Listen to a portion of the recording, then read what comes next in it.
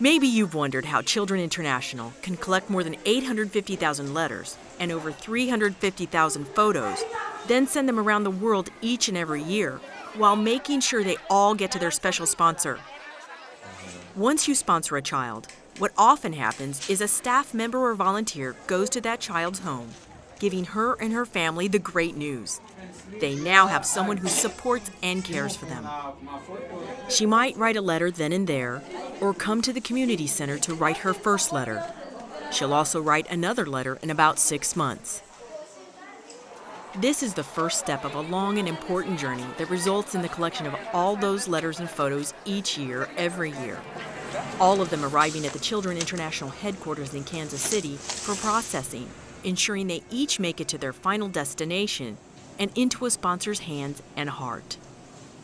Although modern systems help, there is still a great deal of work that is done by hand.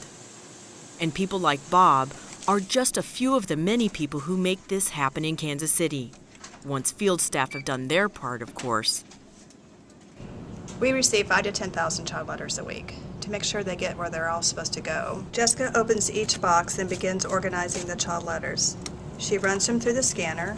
It reads the barcode to collect the child and sponsor information, which then creates the mailing list file for our inserter. Next, our inserter operator, Latronda, sets up the inserter to process the child letters so they are packaged in the right envelopes and they can make it to their sponsors. Once everything comes together, letters are sent to the post office, and a sponsor should receive their letter within 3 to 5 days. While handwritten letters start this long trip around the world following a highly manual process, digital photos are exactly the opposite. They start, of course, when field staff take that precious annual digital photo. As they're transferred electronically to Kansas City, they're randomly scanned as part of our quality control process. Photos that don't meet high enough standards are automatically rejected. Those that do end up with Robert, who prints every single one right here in the building. From there, the process gets a lot more manual. It's amazing to think that all these letters and photos make it to where they're going with very few problems, especially given the sheer volume. And I think, like when they get photos and letters, they feel a little, closer to them, because at least they know what's going on with them in their lives. Some of our agencies, such as Guayaquil and Guatemala, have more than 30,000 sponsored children. That can amount to more than 60,000 child letters a year from just one agency. And they handle that much year after year. Another reason we're so wowed by our staff in the field is that Children International works in some pretty remote places. This makes collection a real challenge.